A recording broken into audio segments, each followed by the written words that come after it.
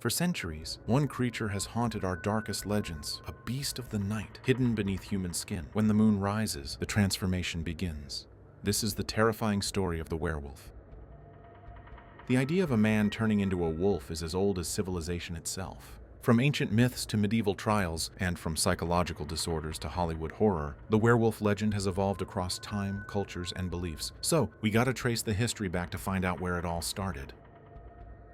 One of the earliest recorded werewolf myths comes from ancient Greece. According to legend, King Lycaon of Arcadia tried to deceive the god Zeus by serving him a meal made of human flesh. Enraged by this barbaric act, Zeus transformed Lycaon into a wolf. This is the origin of the word lycanthropy, the belief or delusion of turning into a wolf. But this wasn't just a tale of punishment, it was about the loss of humanity. In many ancient cultures, the wolf symbolized the wild, the untamed, and sometimes the monstrous within us all.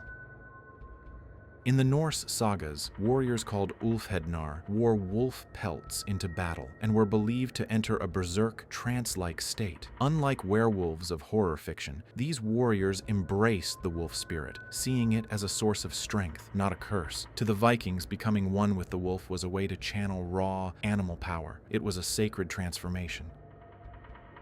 In medieval Europe, however, the werewolf myth took a darker turn. With the rise of Christianity, anything associated with magic or shapeshifting was seen as evil, sinful, and often tied to Satan. People feared loup-garous in France, werewolf in Germany, and similar creatures across Eastern Europe. These were said to be humans cursed by God or in league with the devil himself. Between the 15th and 17th centuries, werewolf trials erupted across Europe, very similar to witch trials. One of the most well-known cases was that of Peter Stump, a German farmer who lived in the 1500s. He was accused of being a werewolf and blamed for several tragic events in his village. While we may never know the full truth, his story reflects a time when fear and superstition led to serious consequences.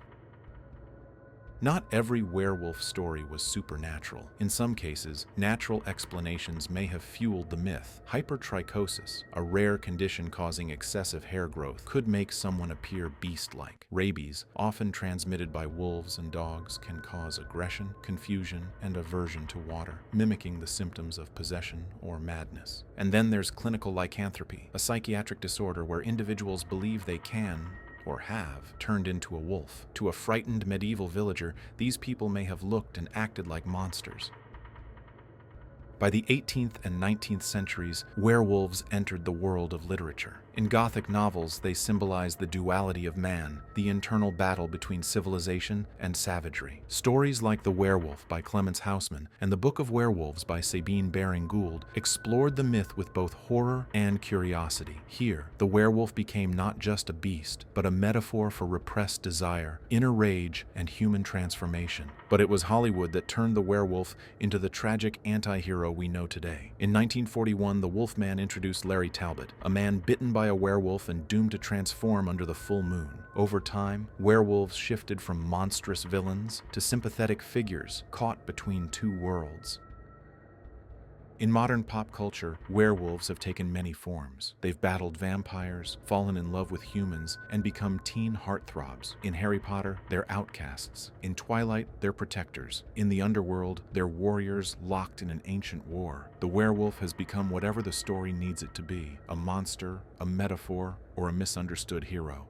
From ancient kings punished by the gods to real-life tragedies fueled by fear and disease, the werewolf myth has never stopped evolving. Why does it endure? Because deep down, we all fear the wild within us, the part that might snap, the part we can't control. And in the shadows of the full moon, that fear takes form. On four legs with glowing eyes and a howl that chills the blood, the werewolf is us. If you enjoyed this journey into the dark legend of the werewolf, give this video a thumbs up and subscribe for more myths, monsters, and mysteries.